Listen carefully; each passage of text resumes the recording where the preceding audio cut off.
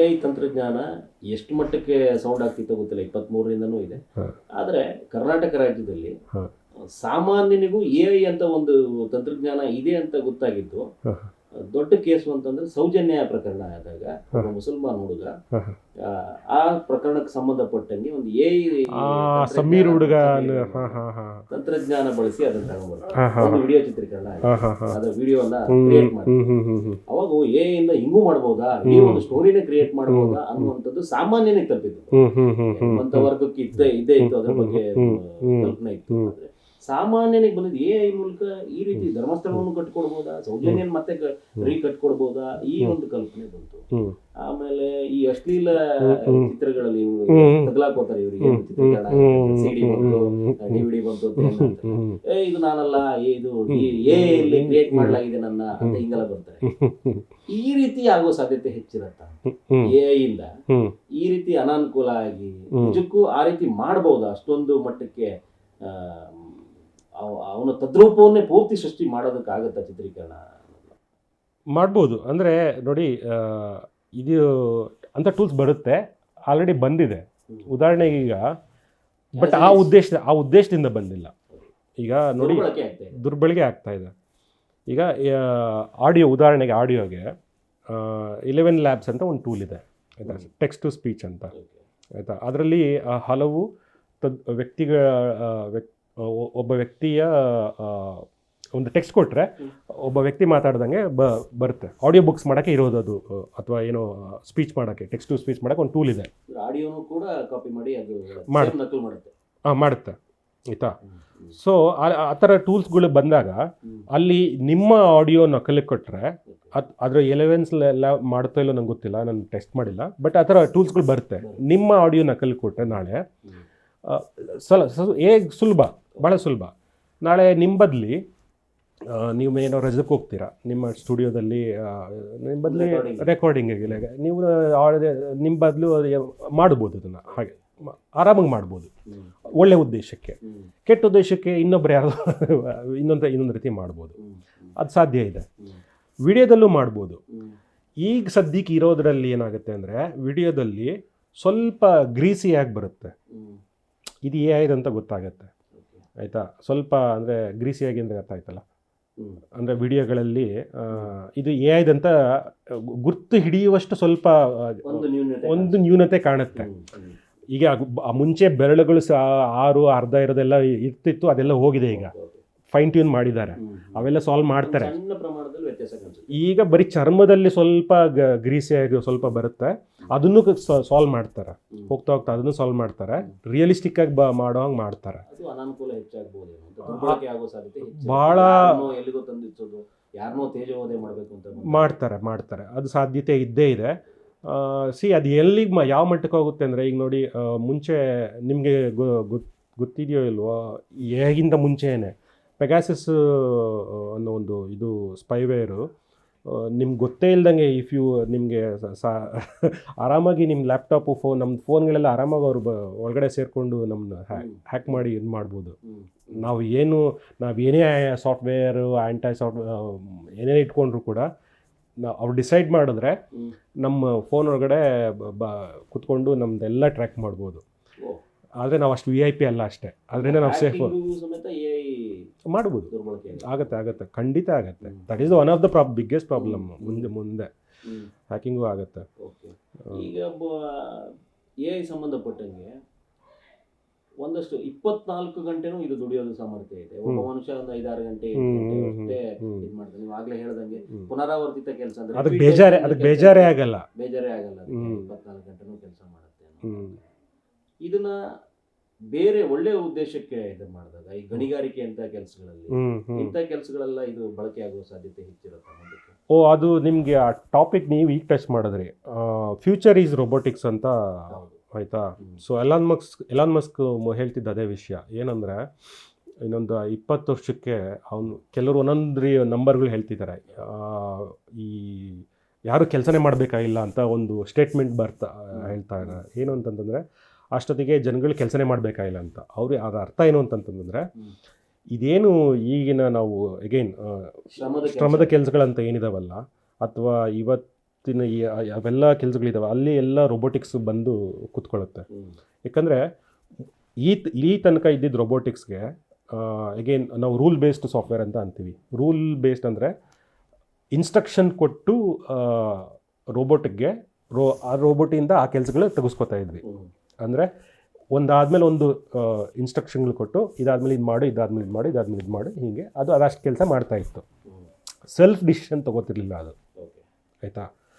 So ಆ ಲಿಮಿಟಲ್ಲೇ ನಾವು ಆ ಮಟ್ಟಿಗೆ ಒಂದು ಮಟ್ಟಿಗೆ ರೊಬೋಟಿಕ್ಸಲ್ಲಿ ರೀಚ್ ಆಗಿದ್ವಿ, ಆಯಿತಾ. ಆಟೋಮೊಬೈಲ್ಸಲ್ಲೆಲ್ಲ ರೊಬೋಟಿಕ್ಸ್ ಯೂಸ್ ಮಾಡ್ತಾಯಿದ್ರು ಆಲ್ರೆಡಿ ಒಂದು ಮಟ್ಟಿಗೆ. ಈಗ ಎ ಐ ಬಂದಿರೋದ್ರಿಂದ ಎ ಐಗೆ ಸೆಲ್ಫ್ ಡಿಸಿಷನ್ ಕೆಪಾಸಿಟಿ ಇದೆ ಅಲ್ಗೋರಿಥಮ್ಗಳಿಗೆ. ಅದನ್ನು ರೊಬೋಟಿಕ್ಸ್ಗೆ ಅಳವಡಿಸಿದ್ರೆ ಈ ರೋಬೋಟ್ಗಳು ಏನು ಮಾಡ್ತವೆ, ಈ ಸೈಫೈ ಸಿನಿಮಾಗಳಲ್ಲಿ ನೋಡಿದಿರಲ್ವ, ಮನುಷ್ಯರ ಥರ ಆಡ್ತವೆ, ಮನುಷ್ಯರ ಥರ ಯೋಚನೆ ಮಾಡ್ತವೆ, ಮನುಷ್ಯರ ಥರ ಇದು ಎಲ್ಲೋ ಬೆಂಕಿ ಬಿದ್ದಿರುತ್ತೆ, ಒಳಗಡೆ ಹೋಗಿ ಮಗು ಎತ್ಕೊಬರ್ತವೆ, ಈ ರೀತಿ. ಸೊ ಅದು ರಿಯಲಿಸ್ಟಿಕ್ ಆಗುವ ದಿನಗಳು ಹತ್ತಿರ ಇದ್ದಾವೆ. ಹ್ಯೂಮನಾಯ್ಡ್ ಅಂತ ಅಂತಾರೆ, ಒಂದು ಹ್ಯೂಮನಾಯ್ಡ್ಗಳು ಬರೋ ಸಾಧ್ಯತೆ ಇದೆ ಮುಂದೆ. ಎಷ್ಟು ದಿವಸ ತಗೊಳುತ್ತೆ ನನಗೆ ಗೊತ್ತಿಲ್ಲ, ನನಗೆ ಆ ಮಾಹಿತಿ ಇಲ್ಲ. ಅದು ಅವನು ಎಲಾನ್ ಮಸ್ಕ್ ಹೇಳಿದ್ದು ಇದರಲ್ಲಿ ಆ ಟೋನಲ್ಲಿ ಇದಿದೆ, ಅವ್ರಿಗೆ ಆ ಕಲ್ಪನೆ ಇದೆ. ಹ್ಯೂಮನಾಯ್ಡ್ ಈಗ ಏಲಿಯನ್ಸ್ ಭಯ ಇದೆ, ನೆಕ್ಸ್ಟ್ AI ರೂಪದ ಹ್ಯೂಮನಾಯ್ಡ್ಗಳು, ಅದ್ರ ಮೇಲ್ಗಡೆ ಭಯ ಬರೋ ಸಾಧ್ಯತೆ, ಹ್ಯೂಮನಾಯ್ಡ್ಗಳು ಬರುತ್ತೆ, ಅದೇ ರೀತಿ ಭಯನೂ ಆಗ್ಬೋದೇನೋ.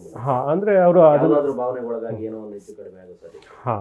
ಹ್ಯೂಮನಾಯ್ಡ್ಗಳು ಈ ರೀತಿಗೆ ಬಳಸ್ಕೊಳ್ಳೋ ಇದಿದೆ. ಅಂದರೆ ಗಣಿಗಾರಿಕೆಗೆ, ಯುದ್ಧಗಳಲ್ಲಿ ಸೋಲ್ಜರ್ಗಳ ಸೈನಿಕರ ಬದಲಾಗಿ ನಾವು ಆಲ್ರೆಡಿ ಎಲ್ಲರೂ ಹೇಳ್ತಾ ಇದ್ದೆ, ನಾವು ಮುಂಚೆ ಸೈನಿಕರು ಯುದ್ಧ ಮಾಡಿ ಗುಂಡು ಎದೆ ಕೊಟ್ಕೊಂಡು ಸಾಯ್ತಾ ಇದ್ರು, ಆ ಕಾಲ ಹೋಯಿತು.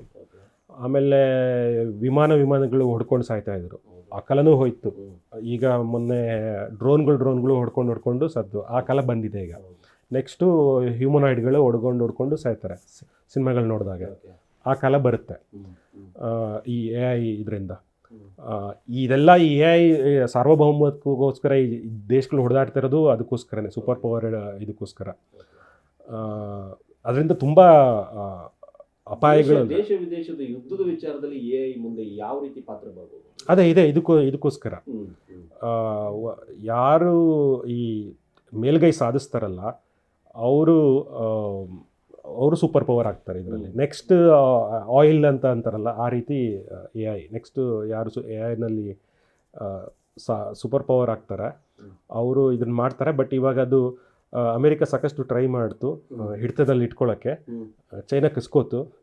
ಈಗ ಅವರು, ನೀವು ಯಾರು ಮೊನ್ನೆ ಇವರು NVIDIA CEO ಒಬ್ಬರು ಹೇಳ್ತಾ ಇದ್ರು, ಅವರು 5 ಪಾಯಿಂಟ್ ಹೇಳಿದ್ರು.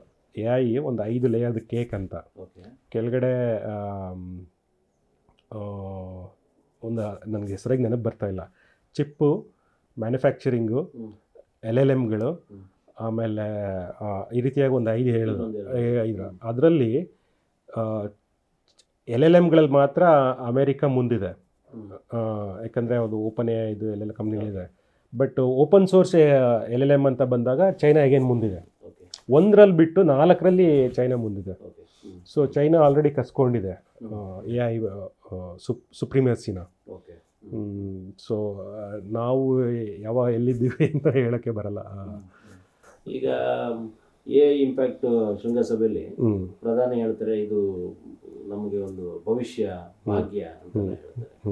ಜಗದ್ಗುರುವಾಗ ಕೊಟ್ಟಿರೋದು ಭಾರತ, ಜಗದ್ಗುರುವಾಗ ಕೊಟ್ಟಿದ್ದೀವಿ. ಎ ಐ ಯಾವ ರೀತಿ ಸಮರ್ಥಿಸ್ಕೋಬಹುದು ಅದನ್ನು? ಜಗದ್ಗುರು ಆಗೋದಕ್ಕೆ ಎ ಐ ಭಾರತಕ್ಕೆ ಎಷ್ಟು ಪಾಸಿಟಿವ್ ಆಗಿ ಪರಿಣಮಿಸುತ್ತೆ? ನನಗೆ ಪೊಲಿಟಿಕಲ್ ಸ್ಟೇಟ್ಮೆಂಟ್ ಮಾಡೋಕ್ಕೆ ಇಷ್ಟ ಇಲ್ಲ, ಆದರೆ ಪವರ್ ಮತ್ತು ದುಡ್ಡು ಅಂತ ಬಂದಾಗ ಯಾರು ನೋಡೋಕ್ಕೆ ಬರಲ್ಲ. ಪವರ್ ದುಡ್ಡು ಅಂತ ಬಂದಾಗ ಯಾರು ಕೈಗೆ ಸಿಗುತ್ತೋ, ಹತ್ತಿರ ಸಿಗುತ್ತೋ ಅವ್ರು ಅದನ್ನು ಬಾಚ್ಕೋತಾರೆ. ಸೊ ಎ ಐ ವಿಷಯದಲ್ಲೂ ಹಾಗೆ ಆಗತ್ತೆ. ಅಲ್ಲ, ಈ ಭಾರತದ ಮುಂದಿನ ಭವಿಷ್ಯದಲ್ಲಿ ಎ ಐ ಭಾರತಕ್ಕೆ ಯಾವ ರೀತಿ ಶಕ್ತಿ ತುಂಬುತ್ತೆ ಅನ್ನೋ ಅರ್ಥದಲ್ಲಿ ಇವ್ರು ಫೈಟ್ ಮಾಡಬೇಕು. ಫೈಟ್ ಮಾಡಿದ್ರೆ ಅಷ್ಟೇ ಉಳಿಗಾಲ. ಈಗ ಇವನ್ನ ಪ್ರಾಮಾಣಿಕವಾಗಿ ಫೈಟ್ ಮಾಡಬೇಕು. ವೈದ್ಯಕೀಯ ಕ್ಷೇತ್ರದಲ್ಲಿ, ಶಿಕ್ಷಣ ಕ್ಷೇತ್ರದಲ್ಲಿ ಎ ಐ ಮುಂದೆ ಯಾವ ರೀತಿ ನಮಗೆ ಬಳಕೆ ಆಗ್ತಾ ಹೋಗುತ್ತೆ ಅಂತ? ಅಂದರೆ ಆಪರೇಷನ್ ವಿಚಾರದಲ್ಲಿ ಮಾನವ ಹ್ಯೂಮನಾಯ್ಡ್ಸ್ ಬರುತ್ತೆ, ಸರ್ಜರಿಗೆಲ್ಲ ಹ್ಯೂಮನಾಯ್ಡ್ಸ್ ಬರುತ್ತೆ, ಆಗುತ್ತೆ ಬರುತ್ತೆ ಸೆಂಟಿಮೆಂಟ್ಸ್ ಇರಲ್ಲ. ಹಾಂ, ಹೈ ಪ್ರೆಸಿಷನ್ ರೋಬೋಟಿಕ್ಸ್ ಬರುತ್ತೆ. ಯಾಕಂದ್ರೆ ಈಗ ಮನುಷ್ಯ ಒಂದು ಇಂಟರ್ವ್ಯೂ ತಗೊಳ್ತಾ ಇದ್ರೆ ಯಾವುದೋ ಒಂದು ಸೆಂಟಿಮೆಂಟ್ಸ್ ಒಳಗಾಗ್ತಾನೋ, ಯಾವುದೋ ಭಾವನೆಗೊಳಗಾಗ್ತಾನೋ, ಅಲ್ಲಿ ಏಕಪಕ್ಷೀಯವಾಗಿ ಒಂದು ಸರಿ ಕೊಟ್ಬಿಡೋಣ ಅನ್ನೋ ತರ ಇರುತ್ತೆ. ಈ ರೋಬೋಟಿಕ್ ಎಲ್ಲ ಬಂದಾಗ ಸತ್ಯದ ಪರವಾಗಿ ಇರುತ್ತೆ. ಅಂದ್ರೆ ಅವ್ನ ಸಾಮರ್ಥ್ಯ ಇದ್ರೆ ಅವನು ಆಯ್ಕೆ ಮಾಡ್ತಿಲ್ಲ, ಅದು ಮಾಡೋದೇ ಇಲ್ಲ. ಈ ದಿನಗಳನ್ನು ನಾವು ಇನ್ನು ಎಷ್ಟು ದಿನಗಳಲ್ಲಿ ನೋಡಬಹುದು, ಇದು ಎಷ್ಟು ಪಾಸಿಟಿವ್ ಆಗಿ ಪರಿಣಮಿಸುತ್ತೆ. ಅದೇ ಇದು ಇಡೀ ಗ್ಲೋಬಲ್ ಡಿಬೇಟ್. ಇದು ಗ್ಲೋಬಲ್ ಡಿಬೇಟ್ ಮತ್ತು ಎರಡು ಶಕ್ತಿಗಳು ಹೋರಾಡ್ತಾ ಇದೆ ನನ್ನ ಪ್ರಕಾರ. ಒಂದು ಕಡೆ ಶಕ್ತಿ ಅವರೇ ಡಿಸೈಡ್ ಮಾಡಲಿ, ಡಿಸೈಡ್ ಮಾಡಲಿ ಬಿಡಿ ಅಂತ ಒಂದು ಶಕ್ತಿ ಹೇಳುತ್ತೆ. ಇನ್ನೊಂದು ಶಕ್ತಿ ಇಲ್ಲ, ಈ ಶಕ್ತಿ ನಮ್ಮ ಹತ್ರ, ಮನುಷ್ಯನ ಹತ್ರ ಇರಲಿ ಅಂತ ಹೇಳ್ತಾ ಇದೆ. ಅದು ಯಾರು ಗೆಲ್ತಾರೆ ಅಥವಾ ಯಾರು ಮೇಲ್ಗೈ ಆಗುತ್ತೆ ನನಗೆ ಗೊತ್ತಿಲ್ಲ. ಅದು ಮತ್ತು ಅಗೇನ್ ಪೊಲಿಟಿಕಲ್ ಇದು ಇಡೀ ಜಗತ್ತೇನೆ ಎರಡು ಪೊಲಿಟಿಕಲ್ ಬಣ ಆಗಿ ಹೋರಾಡ್ತಾ ಇದ್ದಾವೆ. ಎಲ್ಲ ದೇಶಗಳಲ್ಲೂ ಎರಡು ಶಕ್ತಿಯಾಗಿ ಡಿವೈಡ್ ಆಗಿದೆ. ಇಂಡಿಯಾದ ಮಟ್ಟಕ್ಕೆ ಹೇಳೋದಾದರೆ ನಾನು ಇದು ಮಾತ್ರ ಹೇಳಬಲ್ಲೆ, ಏನಂತಂದರೆ ಪೆನೆಟ್ರೇಷನ್ ಇಲ್ಲಿ AI ಎಷ್ಟು ಮಟ್ಟಿಗೆ ಆಗುತ್ತೆ ಅಂತಂದರೆ, ಇಲ್ಲಿ ಎರಡು ಚಾನ್ಸಸ್ ಇದೆ. ಒಂದು, ನಮ್ಮಲ್ಲಿ ಅರ್ಧಕ್ಕರ್ಧ ಅನ್ಆರ್ಗನೈಸ್ಡ್ ಸೆಕ್ಟರ್ ಇದೆ, ಅಸಂಘಟಿತ ವಲಯ ಇದೆ. ಸದ್ಯದ ಮಟ್ಟಿಗೆ ಈಗೇನು ಆ್ಯಂಥ್ರೋಪಿಕ್ ಪ್ಲಗಿನ್ಸು ಅದೆಲ್ಲ ಸ್ಯಾಸೋ ಕೆಲಿಪ್ಸ್ ಅಂತೆಲ್ಲ ಹೇಳ್ತಿದ್ರಲ್ಲ, ಅದು ಈ ಸಂಘಟಿತ ವಲಯಕ್ಕೆ ಇಂಪ್ಯಾಕ್ಟ್ ಆಗುತ್ತೆ, ಆಯಿತಾ. ಸೊ ಅಸಂಘಟಿತ ವಲಯ ನಿಶ್ಚಿಂತೆಯಾಗಿರ್ಬೋದು. ಆದರೆ ಅಂದರೆ ಉದಾಹರಣೆಗೆ ಒಂದು ಆಸ್ಪತ್ರೆ ಅಂತ ಅಂದ್ಕೊಳ್ಳೋಣ, ಅಥವಾ ಮೆಡಿಕಲ್ ಚೈನು, ಸಪ್ಲೈ ಇದು ಮೆಡಿಕಲ್ ಶಾಪ್ಗಳದ್ದು ಚೈನು. ಒಂದು ದೊಡ್ಡ ಮಟ್ಟದ medical shop chain software use ಮಾಡ್ತಾ ಇರ್ತಾರೆ, ಬಿಲ್ಲಿಂಗು ಅಲ್ಲಿ ಇಲ್ಲಿ ಇದಕ್ಕೆಲ್ಲ. ಅವರು ಒಂದು ಸಾಫ್ಟ್ವೇರ್ ಕಂಪ್ನಿದು ಯಾವುದೋ ಸರ್ವಿಸ್ ಯೂಸ್ ಮಾಡ್ತಿರ್ತಾರೆ. ಅವ್ರಿಗೀಗ ಆ್ಯಂಥ್ರೋಪಿಕ್ದು ಪ್ಲಗಿನ್ನು ಚೀಪಾಗಿ ಸಿಗುತ್ತೆ, ಆ ಸಾಫ್ಟ್ವೇರ್ ಕಂಪ್ನಿ ಮೇಲೆ ಡಿಪೆಂಡೆನ್ಸಿ ಕಡಿಮೆ ಆಗುತ್ತೆ, ದುಡ್ಡು ಉಳಿಯುತ್ತೆ. ಸೊ ಆ ಸಾಫ್ಟ್ವೇರ್ ಕಂಪ್ನಿಗೆ ಇವ್ರಿಗೆ ದುಡ್ಡು ಬರೋದು ಕಡಿಮೆ ಆಗುತ್ತೆ. ಅಲ್ಲಿ ಒಟ್ಟಾರೆ ಒಂದು ಅಲ್ಲೋಲ ಕಲ್ಲೋಲ ಆಗುತ್ತೆ, ಒಂದು ಡಿಸ್ಪ್ಲೇಸ್ಮೆಂಟ್ ಆಗುತ್ತೆ, ಆಯಿತಾ. ಆದರೆ ಒಬ್ಬ ಇಂಡಿಪೆಂಡೆಂಟ್ ಮೆಡಿಕಲ್ ಶಾಪನ್ಗೆ ಆಗಲ್ಲ, ಅವನಿಗಿನ ತೊಂದರೆ ಇಲ್ಲ. ಆದರೆ ಮುಂದೆ ಈ ಅಸಂಘಟಿತ ವಲಯ ಇದೆಯಲ್ಲ, ಅನ್ಆರ್ಗನೈಸ್ ಸೆಕ್ಟರು, ಅವನು ಕೂಡ AI ಮೇಲೆ ಡಿಪೆಂಡ್ ಆಗ್ಬೋದು, ಹೇಳಕ್ಕೆ ಬರಲ್ಲ. ಹೇಗೆ? ಮುಂಚೆ ನಾವು ಈ ಬರೀ ಕ್ಯಾಶ್ ಮೇಲೆ ಅನ್ಆರ್ಗನೈಸ್ ಸೆಕ್ಟರ್ ಕ್ಯಾಶ್ ಮೇಲೆ ಡಿಪೆಂಡ್ ಆಗಿದ್ದರು. ಯಾವಾಗ ಈ ಸ್ಮಾರ್ಟ್ಫೋನು UPI ಎಲ್ಲ ಬಂತಲ್ಲ, UPI ಮೇಲೆ ಬೈ ಫೋರ್ಸ್ ಡಿಪೆಂಡ್ ಆದರು, ಆಯಿತಾ. ಅವ್ರೂ ಇವೆಂಚುಲಿ ಅವರು ಸಾಫ್ಟ್ವೇರ್ ಮೇಲೆ ಡಿಪೆಂಡ್ ಆಗಂಗೆ ಆಯಿತು. ಸೊ ಇವನಿಗೆ ಅದರಿಂದ ಉಳಿತಾಯ ಆಗುತ್ತೆ ಅಂತ ಆದರೆ, ಅಥವಾ ಆ ಸಿಸ್ಟಮ್ ಫೋರ್ಸ್ ಮಾಡಿದ್ರೆ, ಇವೆಂಚುಲಿ ಅವನು ಸಾಫ್ಟ್ವೇರ್ನ ಮೇಲೆ ಬಳಸೋವಂಥ ದಿನ ಬರ್ಬೋದು. ಅವನಿಗೋಸ್ಕರ ಒಂದು ಸಾಫ್ಟ್ವೇರ್ ಕ್ರಿಯೇಟ್ ಆಗ್ಬೋದು AI-ಇಂದ, ಅದರಿಂದ ಉಪಯೋಗ ಆಗುವಂಥ ಆಗೇ ಆಗುತ್ತೆ. ನನ್ನ ಪ್ರಕಾರ ಕೇಳಿದ್ರೆ ಆಗೇ ಆಗುತ್ತೆ. ಸೊ ಈಗಲ್ಲಿದ್ರು ಇನ್ನೊಂದು 3-4 ವರ್ಷಕ್ಕೆ ಇಡೀ ಕಟ್ಟಕಡೆಯ ವ್ಯಕ್ತಿಗೂ ಕೂಡ AI ಅಪ್ಲಿಕೇಶನ್ಸು ತಲುಪುತ್ತೆ ಅಂತ ನನಗೆ ಅನಿಸುತ್ತೆ. ಈಗ ನೀವಾಗಲೇ ಇದ್ರ ಸ್ಕ್ಯಾನ್ ವಿಚಾರದಲ್ಲಿ ಏನೋ ಮಾತಾಡಿದ್ರೆ ನೆನಪಂತು, ಜಪಾನ್ದಲ್ಲೂ ಯಾರೋ ಲೇಡಿ ಸ್ಕ್ಯಾನರ್ನ ಸ್ವಲ್ಪ ಸಾಮಗ್ರಿಗಳನ್ನೆಲ್ಲ ಮಾಡಿ ಮಾಡೋದಕ್ಕೋಸ್ಕರ ಒಂದು ಸ್ಕ್ಯಾನರ್ ಬಳಕೆ ತಗೊಂಡು, ಆಮೇಲೆ ಅದು ಇಂಡಿಯಾದ QR ಕೋಡ್ ಆಗಿ ಬಂತು. ಆ ರೀತಿ ಅಂದ್ರೆ ಬದಲಾವಣೆ ಮತ್ತೆ ಬೆಳವಣಿಗೆ ಹೊಂದೋದ್ರಲ್ಲಿ ಭಾರತ ತುಂಬಾ ಚುರುಕಿರುತ್ತೆ. ಹೌದು. ಆ ವಿಚಾರದಲ್ಲಿ AI ಇವತ್ತಿರೋದಕ್ಕೂ ಇದನ್ನ ಬಳಸಿ ಭಾರತ ಯಾವ ರೀತಿ ಮುಂದಕ್ಕೆ ಹೋಗ್ಬೋದು? ಅದೇ ನಾವು ಅಡಾಪ್ಟ್ ಮಾಡ್ಕೊಳ್ಳೋದ್ರಲ್ಲಿ ಮುಂದು, ನಾವು ಇನ್ನೋವೇಷನ್ನಲ್ಲಿ ಹಿಂದು. ಅಂದರೆ ಅನ್ವೇಷಣೆಯಲ್ಲಿ ಇಲ್ಲ ಅಂತ ಎಕೋಸಿಸ್ಟಮ್ ಇಲ್ಲ. ಸೊ ಈಗ ಆ್ಯಂಥ್ರೋಪಿಕ್ CTO ರಾಹುಲ್ ಅಂತ ಏನೋ ಇದ್ದಾರೆ ಅವರು. ನಾನು ಇವತ್ತು ಎಲ್ಲ ಓದಿದೆ, ಈ ನಮ್ಮ ಬೆಂಗಳೂರು ಪೆಸಿಟ್ ಔಟ್ಪುಟ್, ಇದು ರಿಂಗ್ ರೋಡಲ್ಲಿರೋ ಪೆಸಿಟ್ ಔಟ್ಪುಟ್ಟು. ಸೊ ಆ ವ್ಯಕ್ತಿ ಇವತ್ತು ಜಾಗತಿಕವಾಗಿ ಅಲ್ಲೋಲ ಕಲ್ಲೋಲ ಮಾಡಿದ್ದಾರೆ ಅವರು ಕೆಲಸ. ಬಟ್ ಅವ್ರಿಗೆ ಎಕೋಸಿಸ್ಟಮ್ ಸಿಕ್ಕಿರೋದು ಅಮೆರಿಕದಲ್ಲಿ. ಇಲ್ಲಿದ್ದರೆ ಸಿಗ್ತಿರ್ಲಿಲ್ಲ, ಅಥವಾ ಇಲ್ಲಿದ್ದಾಗ ಇರಲಿಲ್ಲ, ಏನೋ ನಂಗೆ ಗೊತ್ತಿಲ್ಲ. ಅಂದರೆ ಅವರು ಇನ್ನೊಂದು ಸೇರ್ಪಡೆ ಅಷ್ಟೇ. ಈ ಸುಂದರ್ ಪಿಚಾಯಿ ಅವ್ರಿಗೆಲ್ಲ ಒಂದೇನು 5-6 ಜನ ಇದ್ದಾರಲ್ಲ, ಇಡೀ AI ಎಕೋಸಿಸ್ಟಮ್ ಬಿಲ್ಡ್ ಮಾಡ್ತಿರೋದ್ರಲ್ಲಿ ಇವರು ಹೊಸ ಸೇರ್ಪಡೆ. ಸೊ ಇಲ್ಲಿ ನಮ್ಮಲ್ಲಿ ಇನ್ನೋವೇಷನ್ಗೆ ಅಂತ ನಾವೊಂದು ಬೌದ್ಧಿಕವಾಗಿ ಬೆಳಿಬೇಕು ಅಂತ ಅನಿಸುತ್ತೆ. ನಾವು ನಮ್ಮ ಸಮಾಜ, ಭಾರತೀಯ ಸಮಾಜ ಇನ್ನೋವೇಷನ್ ಆಗಬೇಕು ಅಂದರೆ ಬೌದ್ಧಿಕವಾಗಿ ಬೆಳಿಬೇಕು ಸಮಾಜ ಒಟ್ಟಾರೆಯಾಗಿ. ಅದಾಗದೆ ಆಗಲ್ಲ. ಬೌದ್ಧಿಕ ಮಟ್ಟದಲ್ಲಿ ಹೋದ್ರೆ ಮಾನವ ನಿರ್ಮಿತ ಇದನ್ನೇ ಲೆಕ್ಕಕ್ಕೆ ತಗೊಳುತ್ತೆ. ಇದು ತಂತ್ರಜ್ಞಾನದ ಸಂಬಂಧಪಟ್ಟಂಗೆ AI ಬಂದಿದೆ. ಇದನ್ನ ಇಟ್ಕೊಂಡು ನಾವು ಬೌದ್ಧಿಕವಾಗಿ ಮುಂದಕ್ಕೆ ಹೋಗ್ತೀವಿ ಅನ್ನೋದು ಹೆಂಗೆ ಸಾಧ್ಯ? ಈಗ AIನು ಕೂಡ ಅಡಾಪ್ಟ್ ಮಾಡಿ ತಂತ್ರಜ್ಞಾನವನ್ನೇ ಕಂಪ್ಲೀಟ್ ಆಧರಿಸಿ ಬರುತ್ತೆ. AI ತಂತ್ರಜ್ಞಾನ ಬೇಸ್ಡ್ ಆಗಿರೋದ್ರಿಂದ ಬೌದ್ಧಿಕವಾಗಿ ಅಲ್ಲಿ ಏನು ಕೆಲಸ ಇಲ್ವೇನು ಅಂತ. ಅಂದ್ರೆ ಮನುಷ್ಯ ಮತ್ತೆ ಅದನ್ನ ಅನ್ವೇಷಣೆಗೆ ಒಳಪಡಿಸ್ತಾನೆ ಹೋಗ್ತಾ ಇರ್ಬೇಕಾ, ಅಥವಾ ಅದೇನಾದ್ರೂ ಬದಲಾಗ್ತಾ ಹೋಗುತ್ತಾ ಮುಂದಕ್ಕೆ? ಇಲ್ಲ, ಈಗ ನೋಡಿ, ಈಗ AI ಏನು ಮಾಡುತ್ತೆ, AI ವಿಲ್ ನಮ್ಮ ಶ್ರಮಿಕ ಕೆಲಸ, ರಿಪೀಟೆಡ್ ಕೆಲಸಗಳನ್ನ ಅಷ್ಟೇ ತಗೊಳುತ್ತೆ. ನಮ್ಮನ್ನು ಬೌದ್ಧಿಕವಾಗಿ ಫ್ರೀ ಮಾಡುತ್ತೆ. ಆಯ್ತಾ? ನಮ್ಮ ಫ್ರೀ ಟೈಮ್ ಕೊಡುತ್ತೆ. ಆ ಫ್ರೀ ಟೈಮ್ ತಗೊಂಡು ನಾವೇನು ಮಾಡ್ಬೋದು? ವಾಟ್ಸಪ್ಪಲ್ಲಿ ಟೈಮ್ ವೇಸ್ಟ್ ಮಾಡ್ಬೋದು, ಇನ್ಸ್ಟಾಗ್ರಾಮಲ್ಲಿ ಟೈಮ್ ಬಳಸ್ಬೋದು, ಏನೇನೋ ಮಾಡ್ಬೋದು. ಅದ್ರ ಬದಲಾಗಿ ನಾವು ಅದರಿಂದ AI ಬಳಸ್ಕೊಂಡು ಅಪ್ಲಿಕೇಶನ್ಗಳು ಮಾಡ್ಬೋದು. ಇರೋ ಮನುಷ್ಯನ ಭಾರತೀಯ ಸಮಾಜದಲ್ಲಿರೋ ಪ್ರಾಬ್ಲಮ್ಗಳು ಸಾಲ್ವ್ ಮಾಡ್ಬೋದು, ಇನೋವೇಟಿವ್ ಆಗಿ ಸಾಲ್ವ್ ಮಾಡ್ಬೋದು. ಅಥವಾ ಬರೀ ಇಂಡಿಯಾದ್ದೇ ಯಾಕೆ, ಬೇರೆ ಇಡೀ ಪ್ರಪಂಚದ ಪ್ರಾಬ್ಲಮ್ಗಳು ಸಾಲ್ವ್ ಮಾಡ್ಬೋದು. ಹೊಸ ಮಾರ್ಕೆಟ್ ಕ್ರಿಯೇಟ್ ಮಾಡ್ಬೋದು, ಹೊಸ ಬಿಸ್ನೆಸ್ ಆಂಟರ್ಪ್ರಿನರ್ಶಿಪ್ ಮಾಡ್ಬೋದು. ಅಟ್ಲೀಸ್ಟ್ ಅದರಿಂದ ಏನೋ ಒಂದು ಮಾಡ್ಬೋದಲ್ವಾ? ಸೊ ಈ ರೀತಿಯಾಗಿ ಬೌದ್ಧಿಕವಾಗಿ ನಾವು we have to do something ಅಂತ ಅನಿಸುತ್ತೆ. ತುಂಬ ಭಯಭೀತ ಆಗಿರೋದಂದ್ರೆ ಒಂದು ಸ್ಟೇಟ್ಮೆಂಟಿಗೆ ಈಗ 99% ಕೆಲಸಗಳನ್ನ ಕಿತ್ಕೊಂಡ್ಬಿಡುತ್ತೆ ಅಂತಂದಾಗ IT ಕ್ಷೇತ್ರದವರು ತುಂಬ ದೊಡ್ಡ ಮಟ್ಟಕ್ಕೆ ಭಯಭೀತರಾದರು ಅನ್ನೋಂಥದ್ದು ಒಂದಿದೆ. ನಮ್ಮನ್ನೆಲ್ಲ ಕಿತ್ಕೊಂಡ್ಬಿಡುತ್ತೆ. ಯಾಕಂದ್ರೆ ಕಂಪ್ಯೂಟರ್ನೇ ಆಧರಿಸಿ ಇವರು ಇರೋದ್ರಿಂದ AI ಪೂರ್ತಿ ಕಂಪ್ಯೂಟೀಕರಣ ಆಗೋಯ್ತು ಅಂತಂದ್ರೆ ಸೊ ನಮ್ಗಲ್ಲಿ ಕೆಲಸನೇ ಇರಲ್ಲ ಅಂತ ಭಯಭೀತ ಆಗಿದ್ರೆ, ಅವ್ರಿಗೆ ಏನಾದರೂ ಹೇಳೋದಾದ್ರೆ ಅವರ ಕೆಲಸಗಳು ಹೆಂಗಿರುತ್ತೆ ಮತ್ತು ಅವ್ರ ಕೆಲಸಗಳು ನಿಶ್ಚಲವಾಗಿರುತ್ತೆ, ಅವ್ರು ಎಲ್ಲೂ ಏನು ಅಲ್ಲಾಡೋ ಥರ ಇರಲ್ಲ ಅನ್ನೋ ಥರ ಇರುತ್ತಾ, ಅಥವಾ AI ಪೂರ್ತಿ ಅವ್ರನ್ನ ಕಿತ್ಕೊಳತ್ತ? ಯಾರು ನಂದನ್ ಹೇಳ್ತಿರೋ ಅನ್ಸುತ್ತೆ, ಮೊನ್ನೆ Feb 17 ಯಾವುದೋ ಒಂದು ಇದರಲ್ಲಿ ಅಂದರೆ ಹೋಗುತ್ತೆ ಒಂದು ಅರೌಂಡ್, ಅವರು ಹೇಳ್ತಿದ್ದ ಪ್ರಕಾರ ಸ್ಟ್ಯಾಟಿಸ್ಟಿಕ್ಸ್ ಪ್ರಕಾರ ಅರೌಂಡ್ 90 ಮಿಲಿಯನ್ ಜಾಬ್ಸ್ ಡಿಸ್ಪ್ಲೇಸ್ ಆಗುತ್ತೆ. ಅಂದರೆ front end developers, QA testers ಅಂದರೆ ಟೆಸ್ಟಿಂಗ್ ಮಾಡೋರು, ಸಾಫ್ಟ್ವೇರ್ ಟೆಸ್ಟಿಂಗ್ ಮಾಡೋರು, ಅವೆಲ್ಲ ಇವೇ ಮಾಡ್ತಾರೆ. ಏನು ನಿಮಗೆ ಊಹೆಗೆ ನನಗೆ ಅಂದರೆ ಹೊರಗಡೆ ಏನು ಮಾಡಬೇಕು ಅಂತ ಮುಂದಕ್ಕೆ ಅವ್ರು ಬೇರೆ ನೋಡ್ಕೋಬೇಕು ಕೆಲಸ. ಅಲ್ಲಿಗೆ ಬರ್ತೀನಿ. ಅಲ್ಲಿಗೆ ಅವರೊಂದು ಹೊಸ ಕೆಲಸ ಸಿಗೋವರೆಗೆ ಸ್ವಲ್ಪ ದಿವಸ ಕೂತಿರಬೇಕು. ಆಮೇಲೆ ಅಪ್ಸ್ಕಿಲ್ ಆಗಬೇಕು ಅಂದರೆ ಸ್ಕಿಲ್ಸ್, ಕೌಶಲ್ಯ ವೃದ್ಧಿಸ್ಕೋಬೇಕು, ಕಲಿಬೇಕು, AI ಕಲಿಬೇಕು, ಏನೋ ಒಂದು ಮಾಡಬೇಕು, ಆ ರೀತಿ ಆಗಬೇಕು. ಒಂದೂವರೆ ವರ್ಷ ಈ ಟೈಮ್ ಹಿಡಿಯುತ್ತೆ, ಅಥವಾ 1-2 ವರ್ಷ ಈ ಟ್ರಾನ್ಸಿಷನ್ ಟೈಮ್ ಹಿಡಿಯುತ್ತೆ, ಅದಾಗತ್ತೆ. ಆದರೆ ಅದನ್ನೇ ನಾನು ನಿನ್ನೆ ಯಾರಿಗೂ ಅವರು ಹೊಸ ಇನ್ನೊಂದು ಚಾನಲ್ಗೆ ಹೇಳ್ತಾ ಇದ್ದೆ, ಅವ್ರು ನಂದನೂ ಅದೇ ಹೇಳ್ತಾ ಇದ್ರು. ನಾನು ಅದೃಷ್ಟವಶಾತ್ ಇವತ್ತು ನ್ಯೂಸ್ ನೋಡ್ತಾ ಇದ್ದೆ, ಅದೇ ಹೇಳ್ತಾ ಇದ್ರು. ಈ 90 ಮಿಲಿಯನ್ ಜಾಗದಲ್ಲಿ 170 ಮಿಲಿಯನ್ ಜಾಬ್ಸ್ ಕ್ರಿಯೇಟ್ ಆಗುತ್ತೆ ಅಂತ ಅವ್ರ ಸ್ಟ್ಯಾಟಿಸ್ಟಿಕ್ಸ್, ಹೊಸ ಜಾಬ್ಸ್ ಕ್ರಿಯೇಟ್ ಆಗುತ್ತೆ ಅಂತ.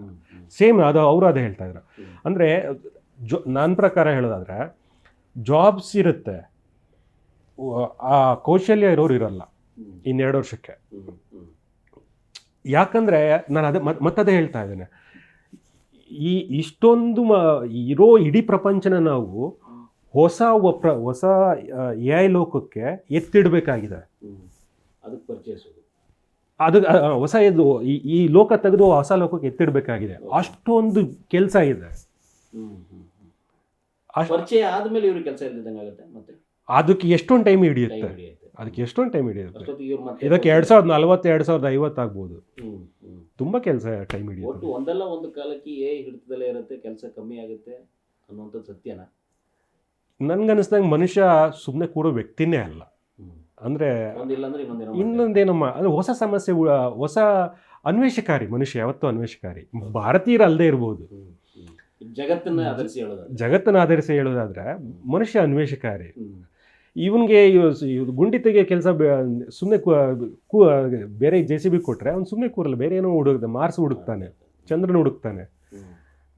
ಭಾಳ ಕೆಲಸ ಇದ್ದಾವೆ ಅಂದರೆ ಮಾಡೋಕ್ಕೆ, ಬೌದ್ಧಿಕವಾಗಿ ಬಹಳ ದೊಡ್ಡ ದೊಡ್ಡ ಮಟ್ಟದ ಕೆಲಸ ಇದ್ದಾವೆ. ನನ್ನ ಕೇಳಿದ್ರೆ ನನಗೂ 8 ಅವರ್ ಕೆಲಸ ಬಿಡಿಸ್ಬಿಟ್ಟು ಸುಮ್ಮನೆ ನನಗೆ ಬಿಡುಗಡೆ ಕೊಟ್ಟರೆ ನಾನು ಬೇರೆ ಏನೋ ಕೆಲಸ ಮಾಡ್ತೀನಿ. ನಾನು ಒಂದು ಚೌಕಟ್ಟಲ್ಲಿ ಕೆಲಸ ಮಾಡೋದು ನಿಮಗೂ ನನಗೂ ಇಲ್ಲ ಅಂದರೆ ಎಲ್ಲ ಹೇಳಿದ್ದು ಅದು ಅಂತರ ಇರೋದು. ಈ ಲೇಬರ್ ಕೆಲಸಗಳು ರೆಪ್ಯುಟೇಷನ್ ಕೇಳಿದ್ರೆ ನನಗೂ ಇಲ್ಲ, ಆಸಕ್ತಿ ಇಲ್ಲ. ಹೇಳ್ತಾ ಇರೋದು ಮಾಡ್ಕೊಳ್ಳೋದು ನಿಜವಾಗಿ ಹೇಳ್ತಾ ಇದ್ದೀನಿ. ಅದು ದಿನ ಯಾರು ಮಾಡ್ತಾರೆ ಕೆಲಸಗಳನ್ನ, ಒಂದೇ ಥರದ ಕೆಲಸಗಳು. ಅದನ್ನು ಏನೇ ಆಗಲಿ ಪ್ರತಿ ಕೆಲಸನೂ ಅಷ್ಟೇ, ಪ್ರತಿ ಕೆಲಸವೂ ರಿಪಿಟೇಟಿವ್ ಆಗಿದೆ. ಒಬ್ಬ PhD ಮಾಡೋನು ಜೀವನ ಪರ್ಯಂತ ಓದಿ ಮಾಡಿ ಮಾಡಿ ಮಾಡಿ ಮಾಡಿ ಮಾಡಿ ಮಾಡಿ ಕೊನೆಗೆ ಅವ್ನು ಕಂಡಿಡಿಯೋನು ಒಂದು ಪೇಪರ್, ರಿಸರ್ಚ್ ಪೇಪರ್ ಏನೋ ಒಂದು ಮಾಡ್ತಾರೆ. ಅದನ್ನು AI ಇವತ್ತು ಒಂದು ದಿವಸದಲ್ಲಿ ಒಂದು 15 ದಿವಸದಲ್ಲಿ ಮಾಡುತ್ತೆ. ಅದನ್ನು ಜೀವನ ಪರ್ಯಂತ ಮಾಡೋದನ್ನ AI ಇವತ್ತು 15 ದಿವಸದಲ್ಲಿ ಮಾಡುತ್ತೆ. It's going to be PhD student replacement. So AI ಏನೇ ಇದ್ರೂ ಕೂಡ ಒಬ್ಬ ಮನುಷ್ಯನ ಹಿಡಿತದಲ್ಲೇ ಇರುತ್ತೆ, ಅದು ದಾಟೋಗುತ್ತೆ ಮುಂದಕ್ಕೆ. ತಂತ್ರಜ್ಞಾನವನ್ನ ಒಬ್ಬ ಬಳಸಬೇಕು ಅಂತಂದ್ರೆ ಒಬ್ಬ ಮನುಷ್ಯ ಇರಲೇಬೇಕು ಅನ್ನುವಂಥ ಪರಿಸ್ಥಿತಿ ಇದ್ದೇ ಇರುತ್ತೆ, ಅಥವಾ AI ಪಾಡಿಗೆ ಕೆಲಸಗಳಾಗ್ತಾ ಹೋಗುತ್ತೆ.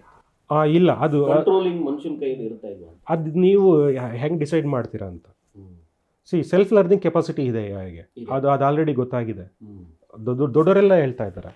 All company CEOs are saying, ಯಾರು ಇದು ಲ್ಯಾಬಲ್ಲಿ ಕೆಲಸ ಮಾಡ್ತಾರೆ, AI ಹ್ಯಾಸ್ ಅವ್ರಿಗೆ ಅದಕ್ಕೆ ಸ್ವಂತ ಕಲಿಕೆಯ ಶಕ್ತಿ ಬಂದಿದೆ. ಮೋಸ್ಟ್ಲಿ ಅವರು ಅದೊಂದು ಲ್ಯಾಬಿನ ಹೊರಗಡೆ ಬಿಡ್ತಿಲ್ಲ, ಅದಕ್ಕೂ ಅದೇ ಕಾರಣಕ್ಕೆ ಇರ್ಬೋದು ಅಂತ ಅನ್ಕೊತೀನಿ. ಆಮೇಲೆ ಸರ್ಕಾರಗಳು ಮೋಸ್ಟ್ಲಿ ಅದಕ್ಕೆ ಬಿಡಲ್ಲ ಅಂತ ಅನ್ಕೊತೀನಿ.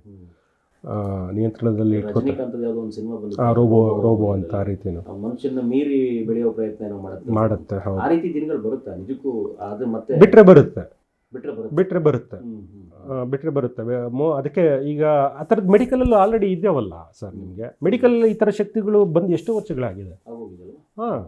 ಯಾರು ಬಿಟ್ಟಿಲ್ಲ, ಸರ್ಕಾರಗಳು ಬಿಟ್ಟಿಲ್ಲ. ಈ ಥರದ್ದು ಅಪಾಯಕಾರಿ ಮೆಡಿಕಲ್ ಆವಿಷ್ಕಾರಗಳು ಆಗಿ ತುಂಬ ವರ್ಷಗಳಾಗಿದೆ. ನೀವು ಗೂಗಲ್ ಮಾಡಿದ್ರೆ ಸಿಗುತ್ತೆ. ಮೆಡಿಕಲಲ್ಲಿ ಇದೆ. ನಿಮ್ಮ ಪ್ರಕಾರ ಈಗ ನೀವು ಪುಸ್ತಕ ಬರೆದವರು, ಇಂಟೆಲಿಜೆನ್ಸ್ ಗೊತ್ತಿರುವಂಥವ್ರು, ನೀವು ಒಬ್ಬ ತಂತ್ರಜ್ಞರು, AI ಸೂಕ್ತನ ಅಲ್ವ? ಖಂಡಿತ ಸೂಕ್ತ. ಅಂದರೆ ಏನು ಗೊತ್ತಾ, ನೀವು ಏನೇ ಮಾಡಿದ್ರು ಮನುಷ್ಯನ ಹಿಡಿದು ಸುಮ್ಮನೆ ಕೂರ್ಸೋಕ್ಕಾಗಲ್ಲ, ಆಯಿತಾ? ಇದು ನಾಗರಿಕತೆಯನ್ನು ಒಂದು ಹಂತ ಹಿಂಗೆ ಜಂಪ್ ಹೊಡಿಸುತ್ತೆ. ಒಂದೇ ನಾನು ವೈಯಕ್ತಿಕವಾಗಿ ನನಗೆ ಒಂದೇ ಆತಂಕ ಇರೋದೇನೆಂದರೆ, ನಾನು ಮಾನಸಿಕವಾಗಿ ಈ ವೇಗಕ್ಕೆ ಸಿದ್ಧನಿದ್ದೇನಾ ಅನ್ನೋದು ಒಂದು ಆತಂಕ. ಆ ವೇಗಕ್ಕೆ ಅಡಾಪ್ಟ್ ಆಗುವ ಶಕ್ತಿ ನನ್ನ ಮೆದುಳು ಸಿದ್ಧವಾಗಿದೆಯಾ, ತಯಾರಿಯಾಗಿದೆಯಾ ಅನ್ನೋದು ಅದು ನನಗೂ ಗೊತ್ತಿಲ್ಲ. ಯಾಕಂದರೆ ನಾವು ಎಲ್ಲನೂ ಈ ಕಳೆದ 20 ವರ್ಷದಲ್ಲಿ ಏನೆಲ್ಲ ನೋಡಿಬಿಟ್ವಿ ನಾವು, ಆಯಿತಾ? ಕೋವಿಡ್ಗೆ ಸಿದ್ಧರಾಗಿರಲಿಲ್ಲ, ಆ ಥರದ್ದು ನೋಡಿಬಿಟ್ವಿ. ಆಮೇಲೆ ರಿಸೆಷನ್ ಬಂದೋಯ್ತು, 1-2 ಬಂದೋದು, ಅದು ನೋಡಿದ್ವಿ.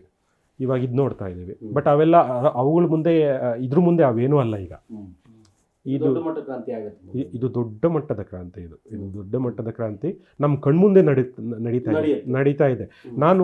ನಾವೆಲ್ಲ ಮುಂಚೆ ಆ ಟೈಮಲ್ಲಿ ಸ್ವಾತಂತ್ರ್ಯ ಹೋರಾಟ ಹೆಂಗೆ ನಡೆದಿರ್ಬೋದು ಅನ್ಕೋತಿದ್ವಿ. ಆಮೇಲೆ ವಿಶ್ವಯುದ್ಧಗಳೆಲ್ಲ ಹೆಂಗೆ ನಡೆದಿರ್ಬೋದು ಅಂತ ಅನ್ಕೊತಿದ್ವಿ. ಅಂದರೆ ಆ ಜನಗಳೆಲ್ಲ ಹೆಂಗಿದ್ರು ಆ ಟೈಮಲ್ಲಿ ಅಂತ. ಮುಂದಿನ ಜನರೇಷನು ನಮ್ಮನ್ನ ಅನ್ಕೊಳ್ತೆ ಆ ಟೈಮಲ್ಲಿ ಹೆಂಗೆ ನಡೆದಿರ್ಬೋದು ಇದೆಲ್ಲ ಅಂತ, ಹೆಂಗಿತ್ತು ಅಂತ ಅನ್ಕೋತಾರೆ. ನಾವು ಅದಕ್ಕೆ ಸಾಕ್ಷಿ ಆಗ್ತಾ ಇದ್ವಿ. ಸರ್, ಇನ್ನೊಂದು ದೊಡ್ಡ ಚರ್ಚೆ ಆಗ್ತಾ ಇರುವಂಥದ್ದು AI ಬಂದಾಗಿಂದ ಕ್ಲೌಡ್ ವಿಚಾರದಲ್ಲಿ, ಬೇರೆ ವಿಚಾರದಲ್ಲಿ ವಿದ್ಯುತ್ ಹೆಚ್ಚಾಗಿ ಬಳಕೆ ಆಗುತ್ತೆ, ಪರಿಸರಕ್ಕೆ ಇದರಿಂದ AI ಇಂದ ತುಂಬಾ ದೊಡ್ಡ ಮಟ್ಟದ ಹಾನಿ ಆಗುತ್ತೆ ಮುಂದಕ್ಕೆ ಅನ್ನುವಂಥ ಮಾತೆಲ್ಲ ಇದೆ. ಪರಿಸರದ ವಿಚಾರದಲ್ಲಿ AI ಏನು ಪಾತ್ರ ವಹಿಸುತ್ತೆ? ಇದು ನಾವು ಸ್ವಲ್ಪ ಯಾವ ಕಾಲದಲ್ಲಿ ಇದ್ದೀವಿ ಅಂತಂದರೆ, ರೂಪಕವಾಗಿ ಹೇಳಬೇಕು ಅಂದರೆ, ಹೊಸದಾಗಿ ಸ್ಟೀಮ್ ಎಂಜಿನ್ ಬಂದಾಗ ಕಟ್ಟಿಗೆ ಉರಿಸಿ ರೈಲು ಓಡಿಸ್ತಾ ಇದ್ರು, ಆಯಿತಾ? ಅಂಥ ಕಾಲದಲ್ಲಿದ್ದೀವಿ ನಾವೀಗ. AIಗೆ ನಾವು ನ್ಯೂಕ್ಲಿಯರ್ ರಿಯಾಕ್ಟರ್ ಬಳಸಿ ಪವರ್ ಮಾಡ್ತಾಯಿದ್ದೇವೆ. ಅಂಥ ದಿನಗಳಲ್ಲಿದ್ದೇವೆ ಈಗ, ಆಯಿತಾ? ಈಗ ಮೈಕ್ರೋಸಾಫ್ಟ್ ಅಂತ ಕಂಪ್ನಿ ಒಬ್ಬ ಸ್ಮಾಲ್ ನ್ಯೂಕ್ಲಿಯರ್ ರಿಯಾಕ್ಟರ್ ಅಂತ ಐಡಿಯಾಸ್ಗಳನ್ನ ಯೋಚನೆ ಮಾಡ್ತಾಯಿದೆ ಡೇಟಾ ಸೆಂಟರ್ಗಳಿಗೆ ಪವರ್ ಮಾಡೋಕ್ಕೆ. ಆ ಮಟ್ಟಿಗೆ ಪವರ್ ಕನ್ಸಂಪ್ಷನ್ ಬೇಡಿಕೆ ಇದೆ. ಈ ಜಿ ಪಿ ಯುಗಳು ಎಲ್ಲ ಇದಾವಲ್ಲ ತುಂಬ ಪವರ್ ಕನ್ಸಂಪ್ಷನ್ ಮಾಡ್ತದೆ. ನಮಗೆ ಮುಖ್ಯವಾಗಿ ಹೇಳಿದ್ನಲ್ಲ ಆಲ್ರೆಡಿ ಸ್ಟಾರ್ಟಿಂಗಲ್ಲಿ ಹೇಳಿದಾಗೆ ಜಿ ಪಿ ಯು ಇದ್ದಿದ್ದು ವಿಡಿಯೋ ಗೇಮ್ ಮಾಡೋಕ್ಕೆ. ಅದು ಈಗ ಬಳಸ್ತಾ ಇರೋದು ಎ ಐಗೆ. ಅಂದರೆ ಸದ್ಯಕ್ಕೆ ನಮಗಿರೋ ಸೊಲ್ಯೂಷನ್ ಅದು. ಸಂಶೋಧನೆಗಳು ನಡೀತಾ ಇದೆ. ಎ ಐಗೆ ಸೂಕ್ತವಾದ ಪ್ರೊಸೆಸರ್ಗಳು ಯಾವುದು ಅನ್ನೋದು ಇನ್ನೂ ಸಂಶೋಧನೆ ನಡೀತಾ ಇದೆ. ಆಮೇಲೆ ಎ ಐ ಇನ್ನೂ ಆಪ್ಟಿಮೈಸ್ ಆಗಿ ಪವರ್ ಕಡಿಮೆ ಬಳಸುವಂತಹ ಯಾವ ಅಲ್ಗೋರಿಥಮ್ ಯಾವುದು, ಈ ರೀತಿ ಎಲ್ಲ ಸಂಶೋಧನೆ ನಡೀತಾ ಇದೆ. ಈಗ ಒಂದು ಕೊನೆ ಹಂತದಲ್ಲಿ ನಮಗೆ ಅನಿಸೋದು ಎಲ್ಲ ಈ ತಂತ್ರಜ್ಞರು ಈ ಐ ಟಿ ಬಿ ಟಿ ಕ್ಷೇತ್ರದ ಮೇಲ್ಗಡೆ ಯುದ್ಧ ವೈದ್ಯಕೀಯ ಈ ಮಟ್ಟದಲ್ಲೇ ಇದೆ. ಸಾಮಾನ್ಯನಿಗೂ ಎ ಐಗೂ ಏನು ಸಂಬಂಧ ಬರುತ್ತೆ? ಸಾಮಾನ್ಯನ ಕೈ ಅವನು ಯಾವ ರೂಪದಲ್ಲಿ ಸಿಗುತ್ತೆ? ಸಾಮಾನ್ಯನ ಕೈ ಆತ ನೇರವಾಗಿ ಆತನಿಗೆ ನೇರವಾಗಿ ಭಾಗಿಯಾಗುವ ಅವಕಾಶ ಇಲ್ಲ. ಆದರೆ ಆತ ಫಲಾನುಭವಿ ಖಂಡಿತ ಆಗ್ತಾನೆ. ಯಾವುದೋ ಒಂದು ರೂಪದಲ್ಲಿ ಹಾಗೆ ಆಗ್ತಾನೆ, ಖಂಡಿತ ಆಗ್ತಾನೆ, ಖಂಡಿತ. ಈಗ ಎಲ್ಲನೂ ಈಗ ಆಧಾರು, ಯು ಪಿ ಐ ಇವೆಲ್ಲ ಹೆಂಗೆ ಆತ ನೇರವಾಗಿ ಏನೂ ಪಾರ್ಟಿಸಿಪೇಟ್ ಮಾಡಿಲ್ಲ, ಯಾವುದೋ ಒಂದು ರೂಪದಲ್ಲಿ ಬಂತು ಆತನಿಗೆ. ಆ ರೀತಿಯಾಗಿ ಒಳ್ಳೆಯದು ಕೆಟ್ಟದ್ದು ಎರಡೂ ಆಗುತ್ತೆ. ಒಳ್ಳೆಯದು ಆಗುತ್ತೆ ಅಂತ ನಾನು ಒಂದೇ ಹೇಳಲ್ಲ, ಕೆಟ್ಟದ್ದು ಆಗ್ಬೋದು. ಮುಂದೊಂದಿನ ಈಗ ಸೈಬರ್ ಕ್ರೈಮ್ಗಳು ತುಂಬ ಜಾಸ್ತಿ ಆಗ್ತಾ ಇದೆ. ಅದೇ ದೊಡ್ಡ ಮಟ್ಟದ ಅಪಾಯ. ಸೈಬರ್ ಕ್ರೈಮ್ ಕೆಲವೊಂದಷ್ಟು ಈಗ ಒ ಟಿ ಪಿ ಕೊಡಿ, ಇನ್ನೊಂದು ಕೊಡಿ, ಸಾಮಾನ್ಯನ ಕೈಗೆ ಹೇಗೆ ಸಿಗುತ್ತೆ ಅನ್ನೋದು ಕೇಳಿದೆ ಅಂತಂದರೆ ಒ ಟಿ ಪಿ ಕೊಡಿ, ಇನ್ನೊಂದು ಕೊಡಿ, ಅಥವಾ ಮಧ್ಯರಾತ್ರಿಯಲ್ಲಿ ಮೊನ್ನೆ ಸಾರಾಗೋವಿಂದ ಯಾರದ್ದು ಸ್ಟಾರ್ ನಟರಿಗೂ ಬಿಡ್ತಾ ಇಲ್ಲ, ಆಫೀಸರ್ಸ್ಗಳು ಬಿಡ್ತಾ ಇಲ್ಲ, ಅಂಥವ್ರಿಗೆಲ್ಲ ಮೆಸೇಜ್ಗಳು ಬರೋದು ನನಗೆ ತುರ್ತಾಗಿದೆ ಹಣ ಹಾಕಿ ಅಂತ ಹೇಳ್ಬಿಟ್ಟು ಇಂಗ್ಲೀಷಲ್ಲಿ. ಇಂಥದನ್ನು ಗುರುತಿಸೋದಕ್ಕೆ ಎ ಐ ಮುಂದೆ ಇದು ಮಾಡಿ ಇದೆ. ಎ ಐ ಫಾರ್ ಸೆಕ್ಯೂರಿಟಿ ಅಂತ ಇದೆ ನೋಡಿ. ಅದು ಇನ್ನೊಂದು ಸಮಸ್ಯೆ ನಮ್ಮಲ್ಲಿ, ಅದು ಇನ್ನೊಂದು ಫಿಲಾಸಫಿಕಲ್ ಸಮಸ್ಯೆ ಏನಂದರೆ, ಜಾಣನಿಗಿಂತ ಕೋಣ ಅಥವಾ ಬಹಳ ಬುದ್ಧಿವಂತ ಇರ್ತಾನೆ. A I security for security ಅಂತ ಇದ್ದರೂ ಕೂಡ ಎ ಐ ಇದು ಹ್ಯಾಕರ್ಗಳಿಗೆ ಸಿಕ್ಕಿದ್ರೆ ಇನ್ನೂ ದೊಡ್ಡ ಅಪಾಯ, ಆಯಿತಾ? ಮತ್ತೆ ಮೊದಲನೇ ಅಪಾಯ ಹೇಳಿಬಿಡ್ತೀನಿ. ಹಣ, ನಮ್ದು ಏನು ಹಣ ಇದೆಯಲ್ಲ, ಮುಂಚೆ ಕ್ಯಾಶ್ ಇದ್ದಾಗ ನಮ್ಮ ಕೈಲಿರ್ತಿತ್ತು, ಚಿನ್ನದ ಥರ ಫಿಸಿಕಲ್ ರೂಪದಲ್ಲಿ ಇರ್ತಿತ್ತು. ಅಫ್ಕೋರ್ಸ್ ನಾವು ಏನೋ ಬೀಗ ಜಡ್ಕೊಂಡು ದೊಡ್ಡ ಗೋಡೆ ಕಟ್ಟಿಸ್ಕೊಂಡು ಏನೋ ಮಾಡ್ಕೊಂಡು ನಮ್ಮ ಹತ್ರ ಇಟ್ಕೊಂಡು ಇದರಲ್ಲಿ ಇರ್ತಿದ್ವಿ. ಈಗ ಅದು ಗಾಳಿಯಲ್ಲಿದೆ, ಆಯಿತಾ? ನನಗೆ ಆತಂಕ ಆಗುತ್ತೆ ಯಾವಾಗ ಯಾರು ಫೋನ್ ಮಾಡಿ ಬಾಯ್ ತಪ್ಪಿ ಏನು ಹೇಳ್ಬಿಡ್ತೀನೋ ಅನ್ನೋ ಅಂದಾಗೆ. ನನ್ನ ಕೈಲಿಲ್ಲ, ನನ್ನ ಹಣ ನನ್ನ ಕೈಲಿಲ್ಲ, ಗಾಳಿಯಲ್ಲಿದೆ. ಅದು ನಾನು ನಮ್ಮ ಡೇಟಾಗಳು ಕೂಡ ಕ್ಲೌಡಲ್ಲಿದೆ ಇವತ್ತು. ಹೌದು, ಡೇಟಾನು ಕ್ಲೌಡಲ್ಲಿದೆ. ಆ ಲೆಕ್ಕಕ್ಕೆ ಹೋದ್ರೆ ನಮ್ಮ ಎಷ್ಟೋ ಮಾಹಿತಿಗಳು ನಾವು ಕ್ಲೌಡಲ್ಲಿ ಇಟ್ಟಿರ್ತೀವಿ. ಹೌದು, ಕಾಲದ ಘಟ್ಟದಲ್ಲಿ ನಾವಿದ್ದೀವಿ. ಹೌದು, ಇದು ಕೂಡ ಅನ್ಸೆಪ್ಟಿನೇ. ಹೌದು, ಡೇಟಾ ಅನ್ಸೇಫ್ಟಿ ಇದೆ. ಡೇಟಾ ಅನ್ಸೇಫ್ಟಿ ಇದೆ, ಮನ್ಕಾಯಕಾಗ ಹೋದ್ರಲ್ಲಿ ಏನ್ಬಿಡ್ಬೋದು. ಈಗ ಹಣ ಹೋದ್ರೆ ಬೀದಿ ಬಂದ್ಬಿಡ್ತೀನಿ ನಾನು, ಹಂಗೆ ಅಂಥ ಪರಿಸ್ಥಿತಿ ಇದೆ. ತುಂಬ ವಲ್ನರಬಲ್ ಸ್ಟೇಟಲ್ಲಿದೆ ಮನಿ, ನಮ್ಮ ಮನಿ. ಯಾಕಂದರೆ ಪಾಪ ಅವರು ಬ್ಯಾಂಕರು ಎಷ್ಟು ತಾನೇ ಸೇಫ್ಟಿ ಮಾಡ್ತಾರೆ ಒಂದು ಈ ಬ್ಯಾಡ್ ಗೈಸರ್ ಇನ್ ಆ್ಯಕ್ಷನ್ ಆದಾಗ. ಈಗ ಇಲ್ಲಾಂದ್ರೆ ನೋಡಿ, ಅದು ಯಾರು 30 ಕೋಟಿ ಕಳ್ಕೊತಾರೆ, 40 ಕೋಟಿ ಕಳ್ಕೊತಾರೆ. ಅವ್ರು ಬ್ಯಾಂಕರ್ ಏನು ಮಾಡ್ತಾರೆ, ಈಗಿನೇ ಹೋಗಿ ತೆಗೆದು ಕೊಟ್ಟರೆ. ಸೊ ಅದು ಸೋಷಿಯಲ್ ಇಂಜಿನಿಯರಿಂಗ್ ಅದು. ಹಾಗೆ ಆ ರೀತಿ ಆದಾಗ ಇದು ಎ ಐ ಬಂದಾಗ ಮಿಮಿಕ್ ಮಾಡೋಕ್ಕೆ, ಒಬ್ಬ ವ್ಯಕ್ತಿಯ ಧ್ವನಿನ, ಮುಖವನ್ನು ಇನ್ಪರ್ಸನೇಟ್ ಮಾಡೋಕ್ಕೆ ಭಾಳ ಸುಲಭ ಆಗತ್ತೆ. ಅಂಥ ಟೈಮಲ್ಲಿ ಏನಾಗುತ್ತೋ ಏನು ಕಥೆನೋ ಗೊತ್ತಿಲ್ಲ ನನಗಂತೂ. ಅಪಾಯಗಳು ಭಾಳ ತುಂಬ ಇದೆ ಸೇಫ್ಟಿಗೆ. ನನಗೆ ಇನ್ನೂ ಆಶ್ಚರ್ಯ ಆಗೋದಂದರೆ ಸರ್ಕಾರಗಳು ಏನೂ ಮಾಡ್ತಿಲ್ವಲ್ಲ ಅಂತ. ಇದು ಯಾಕೆ ಇದು ನನಗೆ ಅರ್ಥವಾಗಲ್ಲ. ದುಡ್ಡು ತೊಗೊಳೋದು ಸ್ವಲ್ಪ ಕಷ್ಟ ಆಗೋಂಗೆ ಮಾಡಬೇಕು. ಆಯ್ತಪ್ಪ ಹೋಗಲಿ, ಬೇಕಾದ್ರೆ ಸ್ವಲ್ಪ ನಿಧಾನನೇ ಆಗಲಿ ವ್ಯವಸ್ಥೆ, ತೊಂದರೆ ಇಲ್ಲ ನನಗೆ. ಡಿಜಿಟಲೈಸ್ ಆಗಿರೋದು ಅಪಾಯಕಾರಿ ಅಂತೀರ? ಡಿಜಿಟಲೈಸ್ ಆಗಿರೋದು ಅಪಾಯಕಾರಿ ಅಲ್ಲ. ಹೋಗಿ ಅದನ್ನು ವ್ಯವಸ್ಥೆಗೆ ಸ್ವಲ್ಪ ಅಡೆತಡೆಗಳು, ಹಂಪ್ಸ್ಗಳು, ರೋಡ್ಗೆ ಹಂಪ್ಸ್ಗಳು ಆಗ್ತಿರಲ್ಲ, ಹಂಗೆ ಏನೋ ಒಂದು ಮಾಡಿ ಹಂಗೆ. ಯಾರಾದರೂ ಒಬ್ರು ಹೋಗಿ ಅಷ್ಟೊಂದು ದುಡ್ಡು ತೆಗೆದು ಯಾರೋ ಕೊಡ್ತಿದ್ದಾರೆ ಅಂದಮೇಲೆ ಅದಕ್ಕೊಂದು ಸೇಫ್ಟಿ ಏನು. ಇದು ಅಟ್ಲೀಸ್ಟ್ ಅದೇನೋ ಒಂದು ಇದಿದೆಯಾ ಅಂತ, ಅದು ಇಂಟರ್ನ್ಯಾಷನಲ್ ಮಾಫಿಯಾ ಇದೆ ಅಂತ ಹೇಳ್ತಾರೆ ಈ ಡಿಜಿಟಲ್ ಅರೆಸ್ಟ್ಗೆಲ್ಲ. ನಾನು ಬುಕ್ಕು ಬರೆದಿದ್ದೆ, ಓದ್ತಾ ಬರೆದೆ ಅದನ್ನು. ಇಂಟರ್ನ್ಯಾಷನಲ್ ಮಾಫಿಯಾ ಇದೆ ಅಂದಮೇಲೆ ನಮ್ಮದು ಇದು ಪೊಲೀಸೆಲ್ಲ ಏನು ಮಾಡ್ತಿದ್ದಾರೆ? ನಾವು ಆರ್ಮಿನೇ ಇಟ್ಕೊಂಡಿದ್ದೀವಂತೆ ದೇಶ ಹೊಡೆದಾಡೋಕ್ಕೆ. ಸೊ ನಾವು ಜನಗಳಿಗೋಸ್ಕರ ಅಟ್ಲೀಸ್ಟ್ ಅದನ್ನು ಮಾಡ್ಬೋದಲ್ವ? ಆರ್ಮಿಗಳು ಏನು ಮಾಡ್ತಾ ಇದೆ? ನಮ್ಮ ಇಂಟೆಲಿಜೆನ್ಸಿ ಏಜೆನ್ಸಿ ಏನು ಮಾಡ್ತಾ ಇದೆ? ಯಾಕೆ ನಾವು ಜನಗಳಿಗೋಸ್ಕರ ಇಂಟೆಲಿಜೆನ್ಸಿ ಏಜೆನ್ಸಿ ಬಳಸ್ಕೊತಾ ಇಲ್ಲ? AI ಬಂದ್ಮೇಲೆ ಇದಕ್ಕೇನಾದ್ರು ಒಂದು ಹೊಸ ಇದಕ್ಕೆ ಸಿಗಬಹುದಾ? ಅಂದ್ರೆ ಸರ್ಕಾರಗಳು ಮನಸ್ಸು ಮಾಡೋದು ಏನು, ಈ ಕಳ್ಳ ಇದಾನೆ ಇಲ್ಲಿ ಅನ್ನೋದು ಗುರುತಿಸೋದಕ್ಕಾದ್ರೂ AI ಮುಂದೆ ನಿಂತ್ಕೋಬಹುದಾ? ಸರ್ ಇದು ಮಾಡಿದ್ರೆ private companies are very intelligent. ಅವರು ಸಾಫ್ಟ್ವೇರ್ಗಳು ತುಂಬ ಫಂಡ ಇದೆ. ಸರ್ಕಾರಗಳು ಅದು ಮನಸ್ಸು ಮಾಡಿ ಮಾಡಬೇಕು, ಖರ್ಚು ಮಾಡಿ ಮಾಡಬೇಕು. ಅಂದ್ರೆ ಈಗ ಮೊದಲೆಲ್ಲ ನಮಗೆ ನೇರವಾಗಿ ಕಾಲ್ ಬರ್ತಾ ಇತ್ತು, ಈಗ ಸ್ಪ್ಯಾಮ್ ಕಾಲ್ ಅಂತ ಅದು ಡಿಸ್ಪ್ಲೇ ಆಗುತ್ತೆ. ಅಟ್ಲೀಸ್ಟ್ ಒಂದು ಎಚ್ಚರಿಕೆ, ಹೌದು ಯಾರೋ ಬೇರೆ ಸ್ಪ್ಯಾಮ್ ಮಾಡ್ತಾ ಇದ್ದಾರೆ ಹೌದು ಕಾಲ್. ಹೌದು. ಇದು AI ತಂತ್ರಜ್ಞಾನ. ಯಾವುದು ಈಗ ಸ್ಪ್ಯಾಮ್ ಕಾಲ್ ಅಂತ ಬರುತ್ತೆ, ನಮ್ಮ ಮೊಬೈಲ್ ಅಲ್ಲೇ ಬರುತ್ತೆ. ಇಲ್ಲ ಅದೆಲ್ಲ ಇದು ಫ್ಲ್ಯಾಗ್ ಮಾಡಿರ್ತಾರೆ, ಇಂಥ ನಂಬರ್ ಯಾರಾದರೂ ಯೂಸರ್ ಫ್ಲ್ಯಾಗ್ ಮಾಡಿರ್ತಾರೆ. ಗೂಗಲ್ ಮ್ಯಾಪಲ್ಲಿ ಇಂಥ ಲೊಕೇಶನಲ್ಲಿ ಹಂಪ್ಸ್ ಇದೆ ಅಂತ ಫ್ಲ್ಯಾಗ್ ಮಾಡ್ದಂಗೆ ಮಾಡಿರ್ತಾರೆ. ಅದರಿಂದ ಆಗಿರುತ್ತೆ ಅಷ್ಟೇ. ಅದು ಒಟ್ಟಿನಲ್ಲಿ AI ಬಳಸದಂಗೆ ಇದೆ ಅನ್ನೋಂಥದ್ದು ನೀವು ಹೇಳ್ತಿರೋದು. ಅಂದರೆ ಸದ್ಬಳಕೆ ಮಾಡ್ಕೊಂಡು ಸದ್ಬಳಕೆ ಆಗುತ್ತೆ, ದುರ್ಬಳಕೆ ಮಾಡ್ಕೊಂಡು ದುರ್ಬಳಕೆ. ಹೌದು ಎಲ್ಲ ಟೆಕ್ನಾಲಜಿನೂ ಹಾಗೆ. ಇದು AI ವಿಚಾರದಲ್ಲೂ ಹಾಗೆ. ಹೌದು. ಓಕೆ, ಭಾರತಕ್ಕೆ AI ಸದ್ಯಕ್ಕೆ ಸೂಕ್ತ ನಿಮ್ಮ ಪ್ರಕಾರ? ಭಾರತಕ್ಕಲ್ಲ, ಜಗತ್ತಿಗೆ ಸೂಕ್ತನೋ ಅಸೂಕ್ತನೋ ಅಲ್ಲ, ಅದು ಬರುತ್ತೆ. ನಿಮ್ಗೆ ಅನಿವಾರ್ಯ. ನೀವು ಒಪ್ಕೊಳ್ಳೋದು ಬಿಡೋದು ನಿಮಗೆ ಬಿಟ್ಟಿದ್ದು. ಅದು ಯಾಕಂದರೆ ಅದು ನಮ್ಮ ಕೈಲಿ ಇಲ್ಲ, ತಡೆಯೋ ಶಕ್ತಿ ನಮ್ಮ ಕೈಲಿಲ್ಲ. ಅದು ಪ್ರವಾಹ ಇದ್ದಾಗ ಮಳೆ ಬಂದಂಗೆ ಬರುತ್ತೆ ಅಷ್ಟೇ, ಬರುತ್ತೆ. ನಾವು ಹೆಂಗೆ ಸ್ವೀಕಾರ ಮಾಡ್ತೀವಿ ಅದು ನಮಗೆ ಬಿಟ್ಟಿದ್ದು.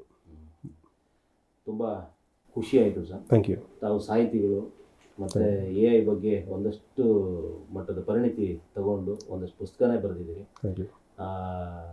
ನಿಮ್ಮ ಆವಿಷ್ಕಾರಗಳು ಇನ್ನೊಂದು ಮಟ್ಟಕ್ಕೆ ಹೋಗಲಿ, ನಿಮ್ಮ ಬರವಣಿಗೆ ಮುಂದುವರಿಯಲಿ, ನಿಮ್ಮ ಭವಿಷ್ಯ ಚೆನ್ನಾಗಿರಲಿ. ನಮ್ಮ ಜೊತೆಗೆ ಪ್ರೇಕ್ಷಕರಿಗೆ AI ಬಗ್ಗೆ ಒಂದು ಒಳ್ಳೆ ಮಾಹಿತಿಯನ್ನು ಸುಲಲಿತವಾಗಿ ಹೇಳಿದ್ರಿ. ಅಂದರೆ ತುಂಬ ಜಟಿಲವಾಗಿ ಹೇಳಿದ್ರೆ ಅವರಿಗೆ ಅರ್ಥ ಆಗಲ್ಲ, ತುಂಬ ಸುಲಲಿತವಾಗಿ ನನಗೆ ಗೊತ್ತಾಗೋ ರೀತಿಯಲ್ಲಿ ನಮ್ಮ ಕಿವಿಲಿ ಹೇಳ್ದಂಗೆ ಹೇಳಿದ್ರಿ. ಒಂದಷ್ಟು ಮಾಹಿತಿ ದುರ್ಬಳಕೆ ಮಾಡ್ಕೊಂಡವರಿಗೂ ಸದ್ಬಳಕೆ ಮಾಡ್ಕೊಳ್ಳೋದು ಎರಡೂ ಅವ್ರಿಗೆ ಬಿಟ್ಟಿರುವಂಥದ್ದು. AI ಬಂದೇ ಬರುತ್ತೆ, ನೀವು ಅದನ್ನು ಯಾವ ರೀತಿ ಸ್ವೀಕಾರ ಮಾಡ್ತೀರಿ ಅನ್ನೋ ಮನೋಭಾವದಲ್ಲಿ ನಿಮ್ಮ ಮಾತುಗಳಿತ್ತು. AI ದುಷ್ಪರಿಣಾಮದ ಬಗ್ಗೆನೂ ಹೇಳಿದ್ರಿ, ಅದರ ಪರಿಣಾಮದ ಬಗ್ಗೆನೂ ಹೇಳಿದ್ರಿ. ತುಂಬ ಖುಷಿ ಆಯಿತು. ನಿಮ್ಮ ಬರವಣಿಗೆ, ನಿಮ್ಮ ಆವಿಷ್ಕಾರಗಳು ಮುಂದುವರಿಲಿ, ನಿಮ್ಮ ಬದುಕು ಉಜ್ವಲವಾಗಿ. Thank you. ನಮಸ್ಕಾರ. Thank you.